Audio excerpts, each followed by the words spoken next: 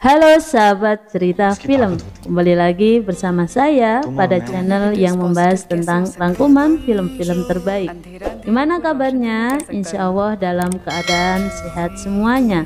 Saya tegaskan, konten ini hanya tayangan yang berupa spoiler, dan alangkah lebih baiknya jika kalian menonton filmnya secara langsung pada link kolom deskripsi di bawah ini. Kali ini cerita film akan membahas rangkuman film India yang berjudul Kabil.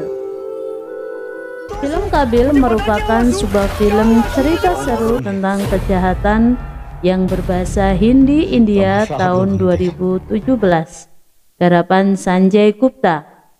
Film ini dibintangi oleh Hrithik Roshan dan Yami Gautam yang rilis pada tanggal 25 Januari 2017. Baiklah sahabat cerita film, langsung saja film dimulai dengan Rohan Bhatnagar yang diperankan oleh Hrithik Roshan, seorang yang memiliki kekurangan dengan tidak dapat melihat, dan dia bekerja sebagai duber atau voice over, pengisi suara film kartun.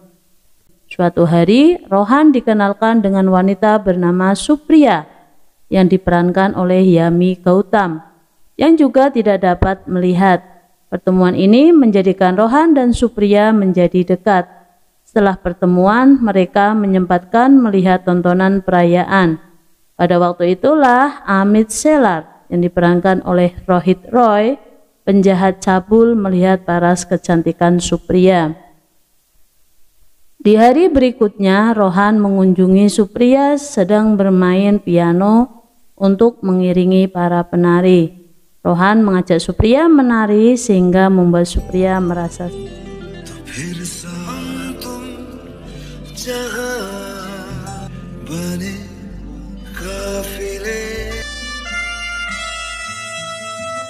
Esokan harinya, Rohan dan Supriya pergi ke mall. Di tempat tersebut dipenuhi banyak orang sebab sedang ada show workshop Kahani. Keramaian orang membuat Rohan merasa panik sebab dia kehilangan Supriya. Rohan berjalan di antara kerumunan penonton menuju panggung, meminta MC memberikan mic untuknya. Rohan lalu mengumumkan kepada Supriya bahwa dirinya berada di atas panggung. Supriya mendengar hal tersebut. Kemudian ia menemui Rohan dengan meminta bantuan kepada seorang wanita yang melintas. Hubungan Rohan dan Supriya berlanjut hingga ke pernikahan. Pada suatu malam, Rohan dan Supriya mengadakan makan malam. Rohan memberikan kado jam kepada Supriya.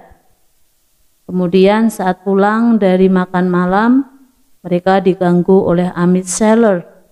Amit berusaha mengganggu Supriya sehingga membuat Rohan marah. Supriya berteriak meminta pertolongan. Warga bermunculan melihat keadaan, tetapi Amit sudah terburu pergi. Esokan harinya, saat Rohan pergi bekerja, Amit dan Wasim datang. Kemudian Supriya mendapatkan pelecehan seksual dari mereka. Sepulangnya Rohan dari pekerjaan, ia sangat terkejut mendengar istrinya menangis dengan kondisi terikat di tempat tidur. Supriya menjelaskan kepada Rohan bahwa dia telah dilecehkan oleh Amit. Rohan melapor kejadian kepada polisi bernama Inspektur Kabay yang diperankan oleh Narendraja. Sayangnya kejadian yang menimpa Supriya tidak ada saksi.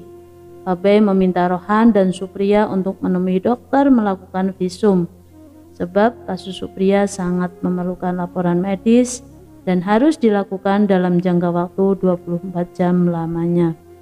Dalam perjalanan menuju rumah sakit, Rohan dan Supriya ditangkap oleh tangan kanan dari Madhavro Selar yang diperankan oleh Ronit Roy, seorang politik yang merupakan kakak.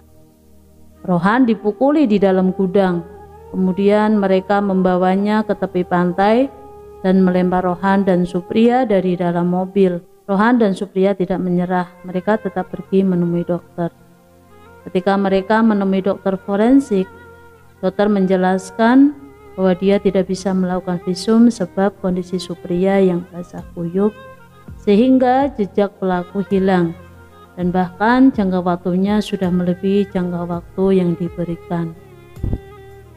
Selanjutnya Rohan dan Supriya mengunjungi kantor polisi untuk menemui Inspektur Kabay, tetapi dia tidak dapat ditemukan sebab Kabay mendapatkan ancaman dari Mandavro. Kemarahan yang dipendam Rohan membuatnya terdiam sepanjang waktu, sehingga membuat Suhita merasa bahwa dirinya sudah tidak pantas bersanding dengan Rohan. Esokan harinya sepulangnya bekerja, Rohan merasa bersalah dengan perilaku yang ia lakukan kepada istrinya.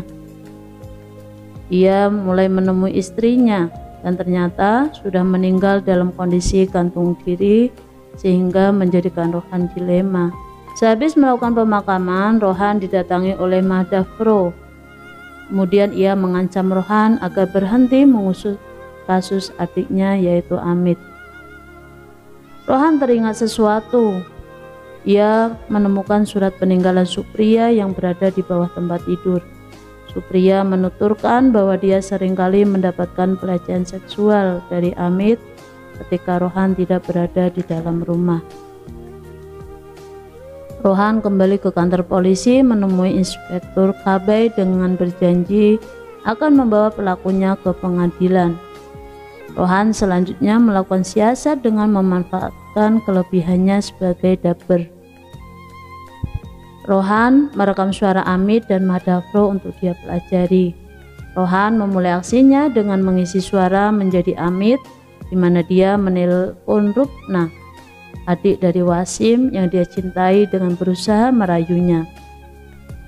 Hal ini didengar oleh ayah Lubna sehingga membuatnya marah. Kemudian ayah Lubna yang mengira Amit yang menelpon menemui Amit kemudian menamparnya.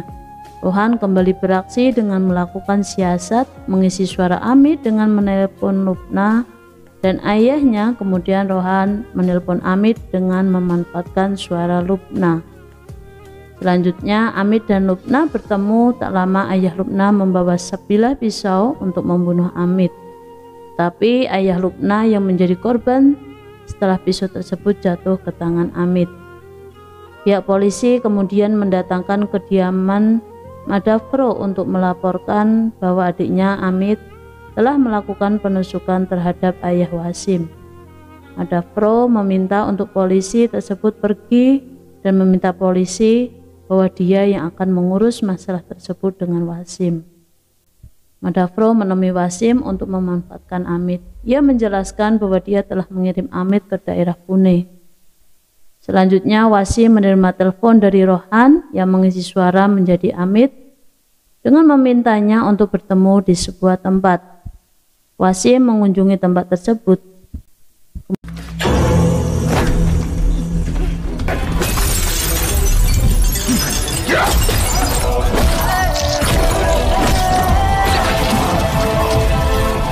Seakan-akan seperti melakukan bunuh diri. Rohan selanjutnya mengisi suara menjadi Nalawure dengan menelpon Amit. Dia berjanji akan memberikan informasi pembunuh Wasim. Kemudian Amit menuju ke sebuah gudang tempat yang dijanjikan. Amit terkejut, rupanya dia bertemu Rohan. Rohan bertarung dengan Amit. Kemudian Rohan mengatasi Amit dengan mengikatnya di dalam gudang, lalu menyebarkan bensin dan meletakkan lilin tepat di depan pintu. Rohan menelpon Mandavro untuk datang ke sebuah gudang dengan mengisi suara Amit yang minta pertolongan. Mandavro tiba di gudang. Ia terlihat sangat panik. Mandavro menendang pintu tersebut sehingga membuat lilin terjatuh dan apinya mengenai tumpahan minyak. Terjadilah ledakan besar dan Amit meninggal. Inspektur Kabay mulai mencurigai Rohan dan dia mulai mengetahui bahwa Rohan pandai melakukan dabber. Inspektur Kabay berjanji akan menangkap Rohan dalam waktu 24 jam setelah dia dapat mengumpulkan bukti. Langkah Rohan selanjutnya menelpon Mandavro untuk bertemu di gedung yang masih dalam kondisi baru dibangun. Mandavro bersama dengan asistennya menemui Rohan. Asisten Mandavro tewas setelah terperosok jatuh ke dalam bangunan lift saat berusaha mengejar Rohan. Rohan bertarung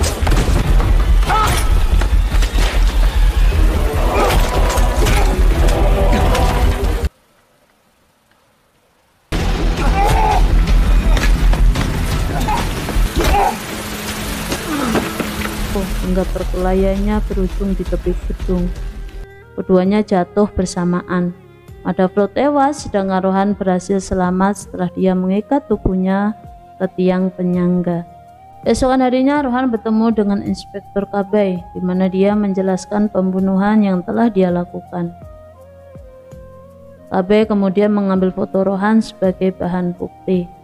Dia lalu menuju wartel tempat di mana Rohan melakukan aksinya menelpon korbannya. Pada saat Kabay menunjukkan foto Rohan kepada pria pemilik wartel untuk mencari bukti yang tersisa bahwa Rohan pelaku di balik semua kejahatan ini, Kabay terkejut bahwa pemilik telepon tersebut ternyata juga tidak dapat melihat, sehingga Kabay tidak dapat memiliki bukti. Dia teringat ucapannya ketika dahulu Rohan mencoba ingin mencari keadilannya. Kini di tepi pantai, Rohan berbicara dengan arwah Supriya. Rohan menjelaskan kepadanya bahwa sudah saatnya Supriya pergi, kemudian membuang abunya ke tepi pantai. Dan cerita pun selesai. Baiklah sahabat cerita film, sampai bertemu di konten berikutnya. Insya Allah masih ada tayangan-tayangan yang gak kalah seru. Apabila masih ada kekurangan dalam penayangan, silahkan meninggalkan komentar. Terima kasih saya ucapkan untuk semua yang telah menikmati channel ini. Dan bye-bye.